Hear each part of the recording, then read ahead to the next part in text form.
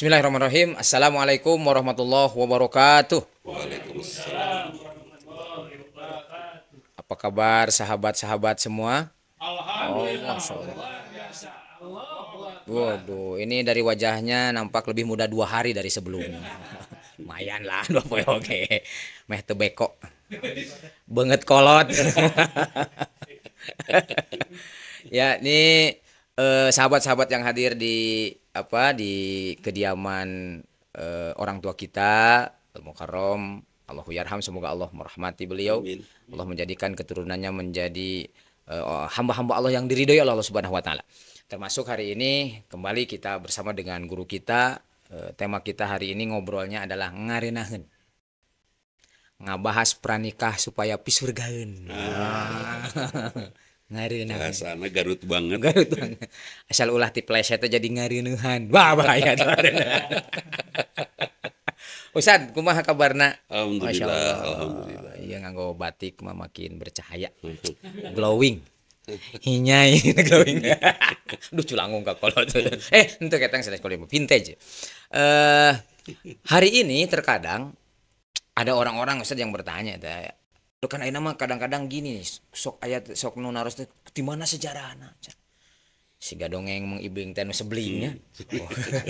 Tanya mimitina cenah. Eta teh apa sejarah? Ada yang nana hari ini ari eta sejarah nanti mana? Sejarah itu termasuk bab pernikahan. Barangkali pernikahan oke kan tidak akan mungkin hari ini menjadi syariat kecuali ada sejarah yang menjadi landasan, yang menjadi dasar.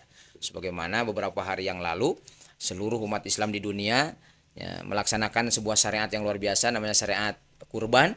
Nah, itu kan ada sejarahnya tuh, ada riwayatnya. Mensorang ujung rumah aya wirayatna cenah. Nah, jadi sore hari ini barangkali ini terkhusus karena di sini masih aya jojoba ini. Jomblo-jomblo balangsak. Da borora bahagia nu jomblo mah gulang-guling olangan. Sanes kampung dikas. Disebutkan. Jojoba dan PM tanya pemuda mubazir. Barangkali supaya Mungkin lebih Ustaz punya cerita tentang latar belakang itu di belakang apa tuh? pernikahan. Kenapa harus nikah gitu? Kalau dulu kami pernah berdiskusi dengan kiai itu, yang pertama latar belakang pernikahan itu sebetulnya di masa Nabi Adam pun sudah ada pernikahan itu. Zaman Nabi Adam alaihissalam. Dengan menyilangkan yang kembar Habil dengan kembarannya, Qabil dengan kembarannya, ya, kemudian ya, pada akhirnya dipasangkan. Berarti secara sejarah pada awalnya pernikahan itu diwujudkan atau diadakan oleh Allah Subhanahu wa taala, diperintahkan untuk Dari awal kejadian awal kejadian manusia. Supaya apa? Supaya keberlangsungan hidup manusia itu ada.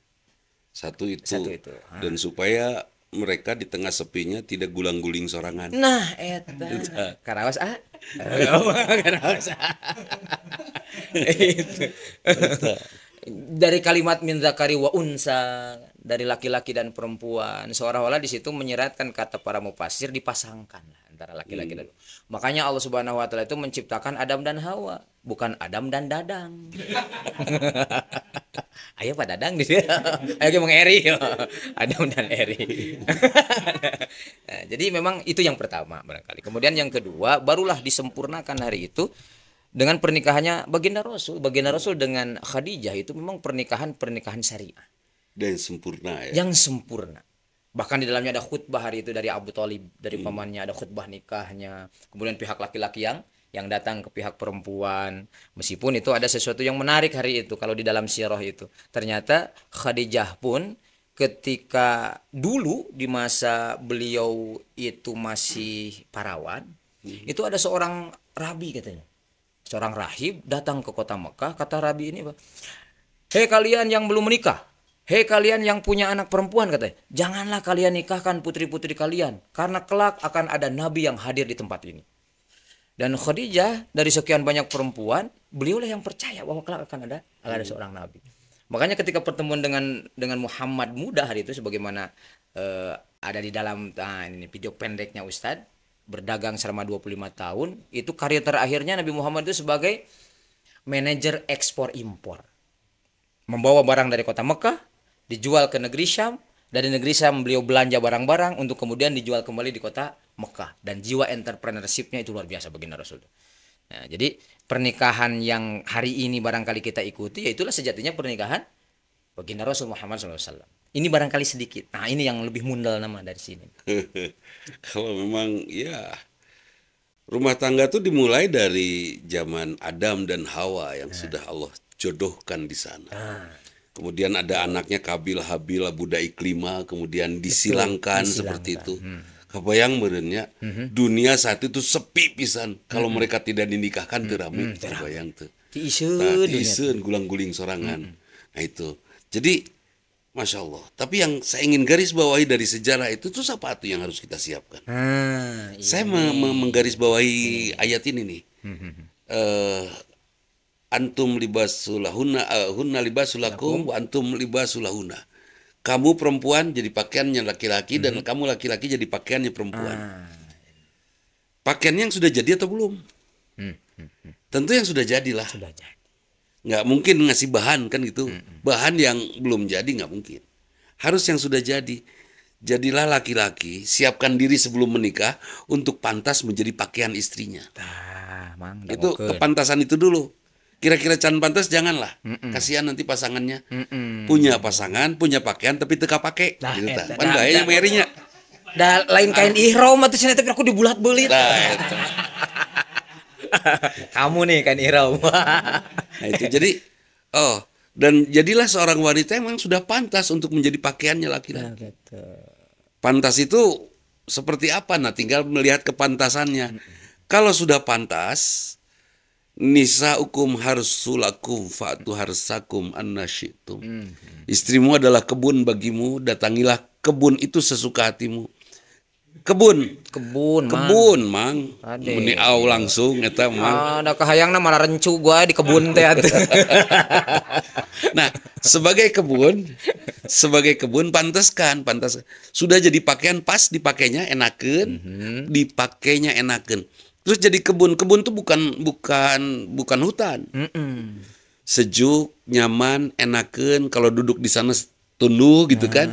Bisa bermanja-manja dengan lingkungan di sekitar, kita duduk juga ngadaweng lah ya, enak, asri. Itu kebun. Ya, ucang angge, iya. Kumaha kebunna di rumah? Oh, leuweung geledegan. Nah, kalau istri itu berarti harus seperti kebun kan? Iya. Menyejukkan, enakeun, enak dipandang, enak ucang angge dan seterusnya kan itu. Tapi kalau kita duduk di sebuah tempat yang namanya kebun cenah. Tapi ararateul sararieun karareueung wah gegetret ngalamun gitu sempet da sieun aya orai misalnya itu kebun leuweung. Nah, kalau ada kondisi seperti itu istrimu adalah hutan-hutan bagimu. Wah. Maka tebanglah. Dan kamu Tarsannya. Jadi siapkan diri. Nah, tadi kesiapannya seperti apa? Itu Ustaz.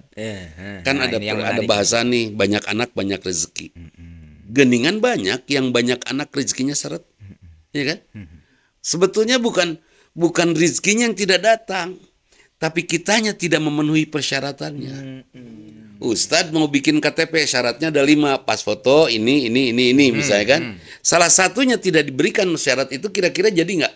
KTP-nya enggak. Saya punya anak 12, syarat untuk menjadi kaya ada 10 syarat. Saya baru 8. Kira-kira diberikan nggak kekayaan untuk 10 anak saya itu? Enggak. Penuhi syaratnya, maka insya Allah akan kita dapatkan apa yang dinyatakan tadi. Banyak anak, banyak rezeki. Banyak istri, banyak rezeki. Iya, karena istri juga anak batur. Anak mitoha. Iyalah anak kene kan. Makanya satu-satunya nabi nutara mudik hiji. Nabi Adam. Datu bogawan mitoha. Nggak bener. Tara mudik. Saya kapal Lembang. Jauh. Jadi bener. Pas mau Adam nih. Nah itu. Jadi kepantasan ini harus dimiliki. Jadi pertama yang nyaman dulu. Libasulakum. Jadi pakaian. Libasulahunna, jadi pakaian untuk pasangannya. Kemudian baru setelah jadi pakaian enak, sok atuh jalan-jalan ke kebun, kan itu ya. Harsulakum, istrimu, bukan suamimu. Istri. Artinya apa di sini, Kang Reza? sumber rizki itu bukan tempat kita kerja. Sumber rizki itu adalah istri kita. Iya kan? Bagus memperlakukan istri dan istrinya menjadi inspirasi untuk kebaikan suaminya, dia menjadi penentram dan lain sebagainya, maka dia akan menghadirkan rizki. Main TikTok wae. Lah ini sih gaya masalah jeung istri. Mah dibaca ku istrina. Iya. Jadi sumber rezeki itu bukan tempat kita kerja.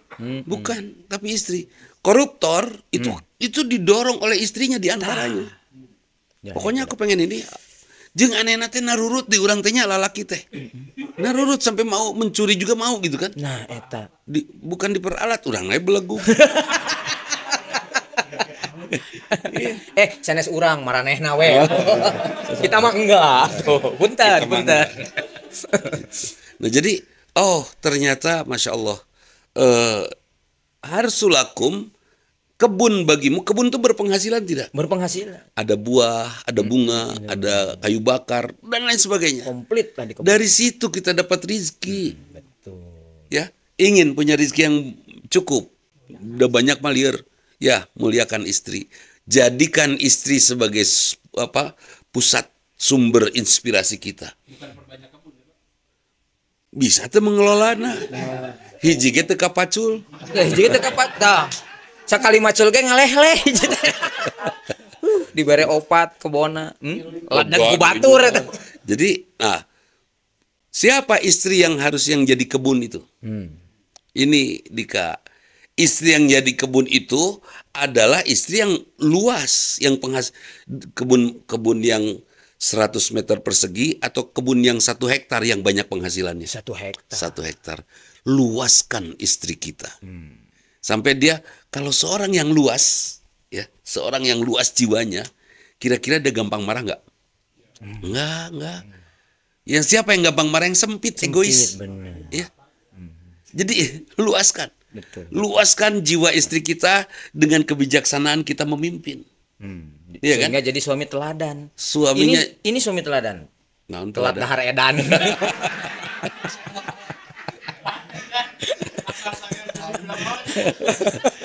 Teladan itu. Itu.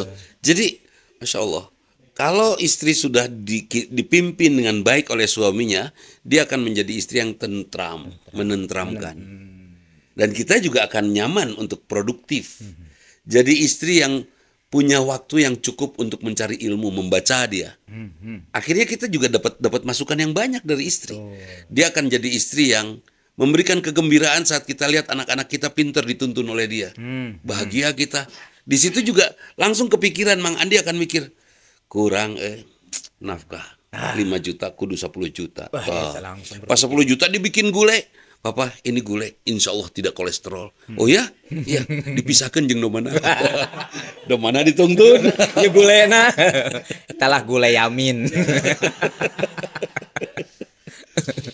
Itu gulai misah jeung domba.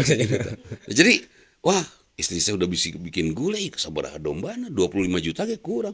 Terus nafkah itu akan nambah kan? Dari siapa? Didorong, distimulasi oleh keindahan istri. Jadi menurut saya sahabat, istri itu nggak usah minta dari suami. Jadi saja seorang yang pantas mendapatkan nafkahnya. Betul. Namun nggak pantas mah orang ya kita juga nggak akan sungkan kan untuk memberi kalau sudah pantas.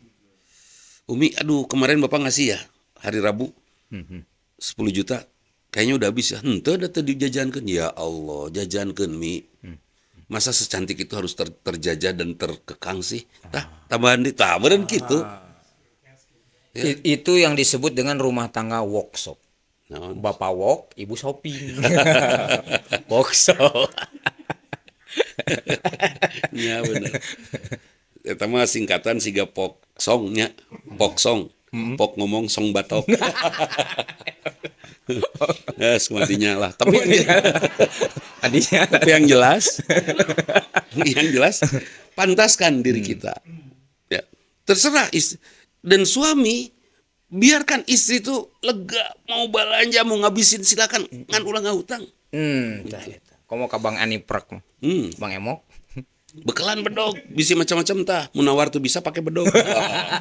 Eta juara. Jadi juara. gini, kemarin ada yang nanya sama saya, Ustad, saya tuh punya temen, malesin pisan Ustad. Boleh nggak saya tinggalin, saya delkon? Nah, itu udah dia ngeselin Ustad. Dia tuh datang hanya pada saat ada perlu aja. Ngobrol pada saat ada perlu aja. Nelfon pada saat ada perlu. Kerente mante. Mau gitu dia datang kerete perlu nanaon. Ada apa kamu kesini? Ah, main weh. Kan gelenya. Enggak ada perlu apa-apa, pengen duduk we di depan nyapaikeun. Terus nelpon, ada apa kamu nelpon? Ah, pengen weh. Pan teu ngeunaheun. Usyukur saya bilang, dia punya perlu sama kita. Kalau pada saat tidak perlu sudah nggak usah kan gitu, capek-capek. Oke. Tapi Ustaz dia tuh nyebelin pisan Ustaz. Giliran saya ada uang dia begitu bersahabat sama saya, giliran saya sedang nggak punya, bersahabatnya sama yang lain. Ya sudah. Memang sudah harus seperti itu. Saya melihat Anda adalah seorang yang memiliki hati yang sempit. Karena pikiran Anda, orang tuh harus baik pada Anda saja. Padahal Allah tuh siapkan ruang-ruang hati kosong supaya kita belajar tentang buruknya kelakuan orang lain. Sehingga kita bisa memahami dan memaklumi. Lebih dari itu, setelah kita memahami dan memaklumi kesalahan orang lain, kita juga akan mendapatkan pelajaran. Dan makin hari, makin luas, kita akan makin bijaksana. Nah, ini coba kalau ini diberikan oleh suami kepada istrinya, diajarkan, dididikan. Ketika jalan berdua, papa sebel ya aku sama pengemis itu. Meni melongnya teh gitu, menikah jatuh cinta ke aku teh. Alhamdulillah mama teh cantik, luar biasa. Ke pengemis ke bogoheun. Ya, coba mun kabeh ngabaralius kan beren nyeri hati. Mending dipelongkeun, mending ngabalius. Mending dipelong. Dilihat kan itu. Itu cara suami sambil jalan. Sebel ya itu sama polisi itu. Itu teh polisi teh jasanya besar ngatur lalu lintas, tahu nggak? Siapa yang mau papanasan sehingga gitu beri di seragam, beri di topi. Kan hese itu teh. Bahkan jadi mujahid itu. Mujahid. Muka jadi hidung. Tentu aya nu kan pakai sunblock. Pakai sunblock. Aya tuh ya polisi pakai sunblock. Ya meureun. Sunblock. Asa teu pantesnya pakai sunblock. Pan sunblock mah di luar bibir, terus bibir pakai naon? Pakai naon sih? lip gloss ya. Jadi lucu tuh. Nah, jadi semua si suami mampu menjelaskan sepanjang jalan, dia komentar tentang keburukan orang, suami mampu menjelaskan tentang kebaikannya. Tuh tinggalinya. Ya Allah, banyak sekali pengemis ini, malas sekali kok tadi. Kok banyak pisan sih pengemis. Mah, alhamdulillah. Ada mereka kita bisa bersodako, nggak ada mereka kemana kita sodako, ayo. Kan itu semuanya diterjemahkan positif. Kira-kira nanti hati istrinya akan luas tidak? Luas. Dia akan menjadi kebun yang luas untuk kita. Kalau dia sudah menjadi kebun yang luas untuk kita, kira-kira akan memberikan rezeki yang banyak gak? Banyak. Harsul lakum. Nah, itu. Ini luar biasa nih. Ini kepada ibu-ibu nih, jangan terlalu banyak meminta. Karena hari ini ada penelitian suami itu banyak yang stroke. Karena struk pendapatan tidak seimbang dengan struk pengeluaran. Jadi kekejetan itu. Tapi dah memang untuk urusan istri meminta ini sahabat semua, istri meminta itu Masya Allah. Sekali minta turun kecantikannya. 2 kali minta makin turun lagi. 3 kali minta turun lagi. Sering minta rudet. Gitu. Udah. Jangan. Supaya kita nih laki-laki, laki-laki supaya istri tetap cantik gimana caranya? Usahakan dia tidak pernah meminta supaya tetap cantik. Caranya penuhi sebelum dia minta, beres. Ulah pedit. Mama iya artos 50 juta pakai. Papa meni pas mama teh perlu pisan. Nyesok yang mayar STNK non STNK mobil batur nyesok. Kumaha mama. Nu penting mama senang geus. Dan kita mah laki-laki mencari lagi aja. Kan itu enggak susah. Bener. Rugi nggak sih kalau saya kasih sama istri uang 10 juta tuh sama istri kita teh dikasihin ke saudaranya, ke temennya, rugi tuh? Tentu. Silakan saja luaskan jiwa kamu dan merdekakan hati kamu supaya papa juga bisa memiliki penghasilan yang luar biasa gitu. Karena ada cerita ini istri senjata makan tuan. Jadi ieu teh istrina nu ngatur duit salaki. Cek wajikan nanti kayak papanya. Papa teh harus punya simpenan nih. Jadi kalau ada apa-apa nanti teh si uang teh gampang. Oh iya, cenah. Berean ya duit. Pak ini ya. Ini simpan ya buat simpenan. Ya, buat simpenan. Geus 3 tahun, geus 5 tahun, geus 10 tahun cek wajikan teh. Mana cenah simpenan teh? Mama pengen lihat. Sebentar. Diabringkeun dong. boga budak tilu. Ini simpenan aku cenah. Tah eta salah ngomong enggak salah. Mata kulah make simpenan. Dan ini betul. Saya sepakat dengan simpenan itu. Ternyata saya nyimpen di Allah, itu Allah membayar pada saat saya butuh. Itu real ya. Butuh non aya, butuh non aya.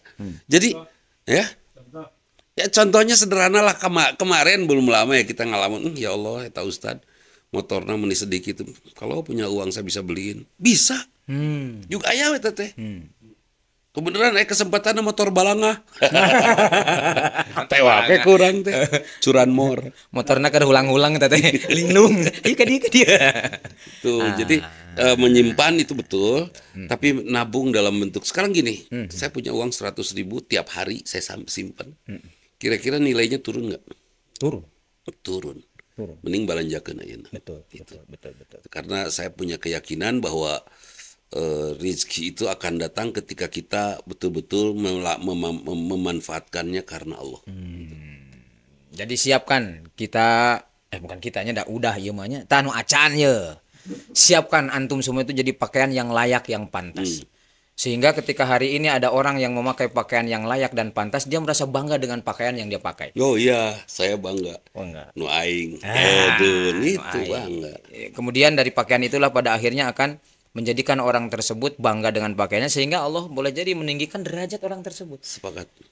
Karena banyak kejadian orang setelah menikah untuk kemudian ada bahasa, nah baheula keur can kawin mah caludi, ayeuna meuni rapi.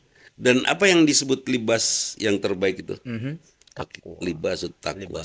Istri saya membuat saya bertakwa. Masya Allah. Suami saya membuat saya bertakwa. Itu pakaian yang diberikan saya sebagai laki-laki, memberikan pakaian kepada istri saya. Kepribadian saya tentunya menjadi pakaiannya, dan dia menjadi orang yang bertakwa karena kehadiran saya. Eta libas takwa. Sok sambung-sambungkeun. Kata berangkai.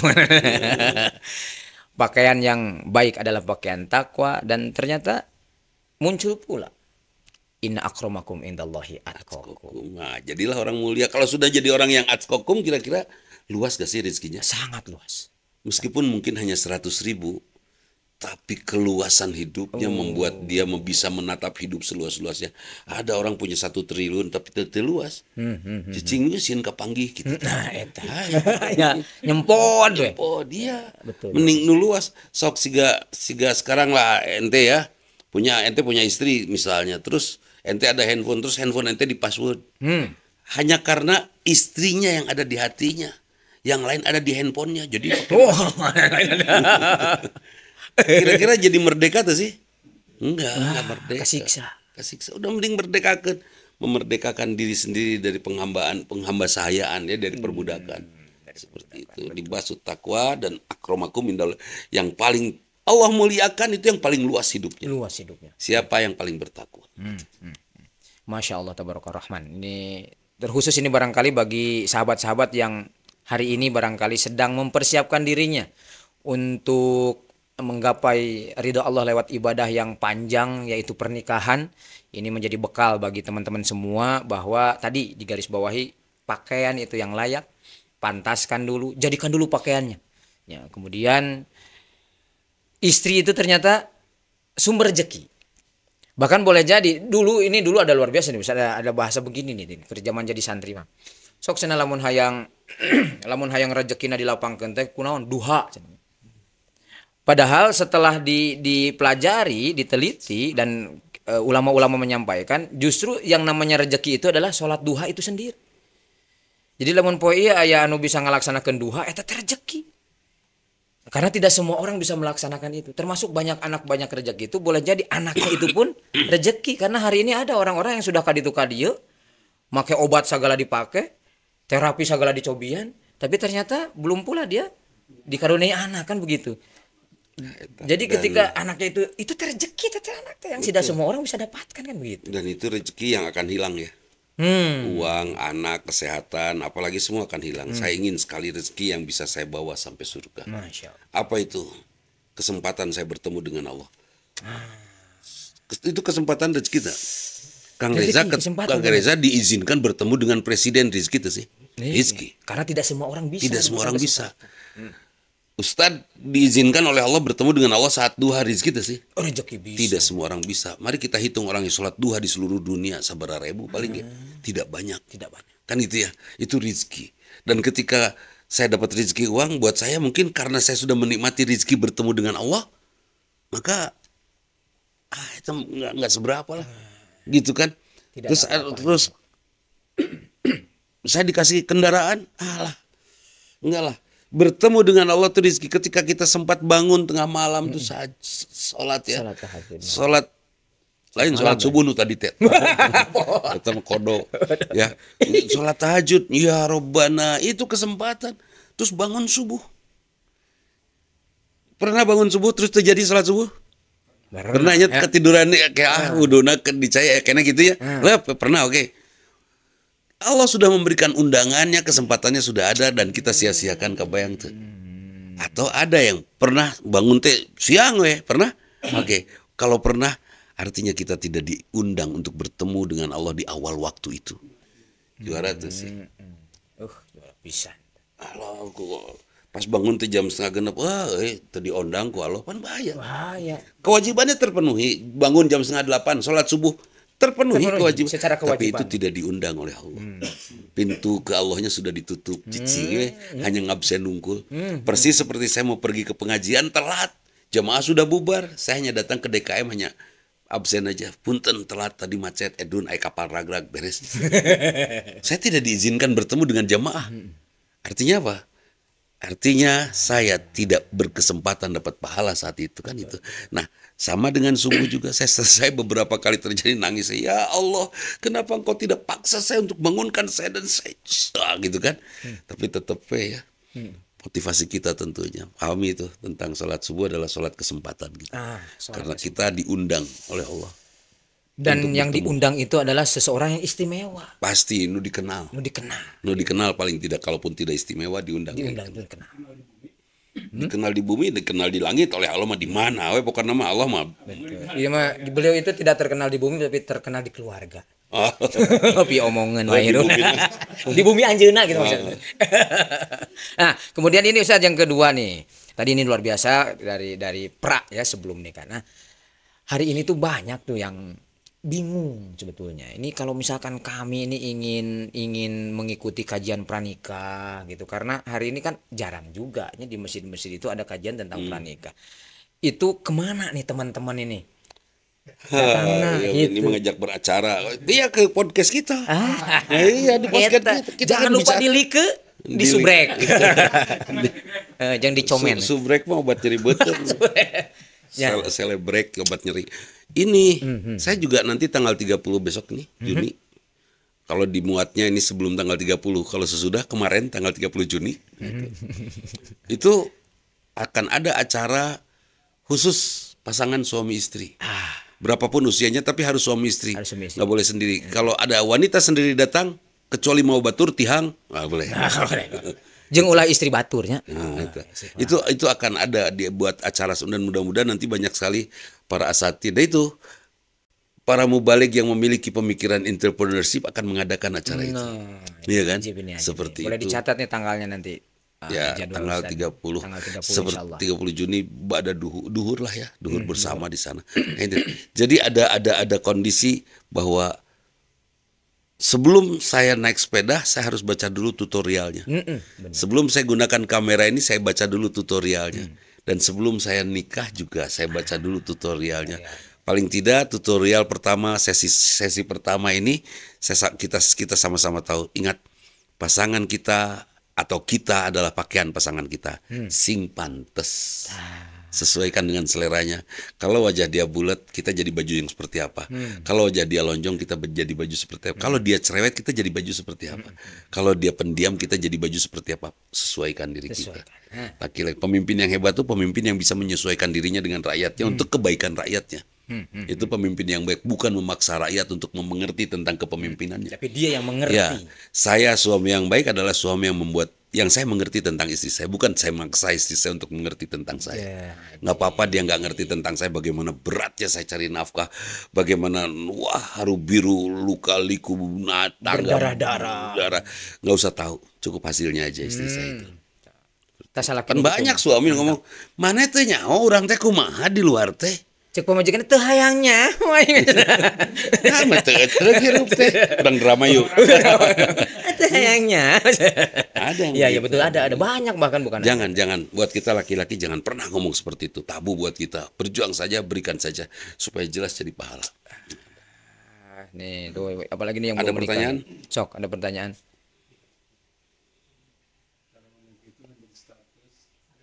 Ada, siap. Boleh. Jadi anak ada temen aku yang menikah tanpa izin orang tuanya. Perempuan laki. Itu cowok. Nah, itu gimana Bos? Kalau misalnya tetap lanjutin nikah, pernikahannya itu gimana? Laki-laki tidak perlu wali. Ya. Yang perlu wali itu perempuan. Jadi tidak perlu ada izin orang tua. Betul. Hanya saya sampaikan saja, wahai kamu laki-laki, kamu tuh dibesarkan oleh kedua orang tua kamu, bahkan dilahirkan dengan pertaruhan nyawa. Nikahnya sah, tapi teu sopan. Tah, Eta catet. teh bener sih ngan gaplokeun. Teu adab. Teu adab. Nah, itu teu sopan. Kenapa tidak sopan? Orang tua yang mempertaruhkan nyawa melahirkan dia, ngurus dia sampai dewasa, sampai dia punya mimpi untuk berumah tangga. Tapi Ustadz, kalau saya izin sama orang tua nggak diizinin Ustadz, masalahnya saya belum kerja. Tapi saya takut dosa. Jangan mengorbankan takut dosa dengan berumah tangga dengan resiko kebodohan kita.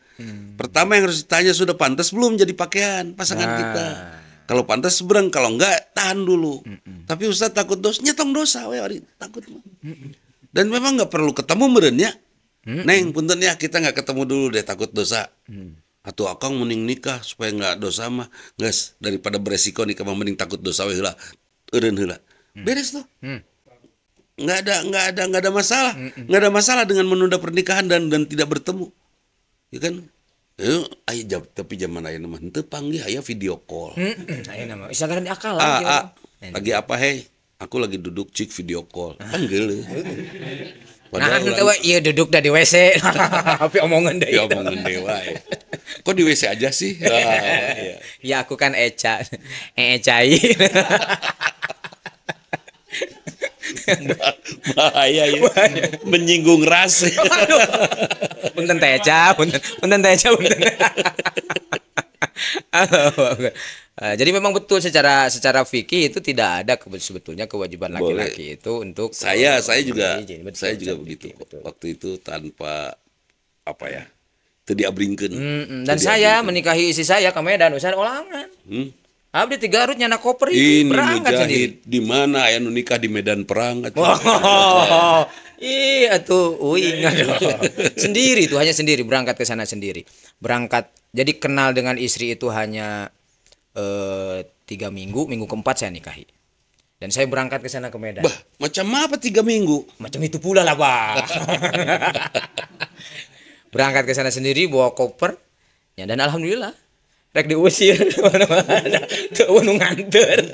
Tapi ya itulah ternyata ketika inna ma'al usri yusron itu. Jadi kalau di dalam kalimat itu ma'a itu kan bersama Ustaz. Jadi berarti bersama itu kan beriringan.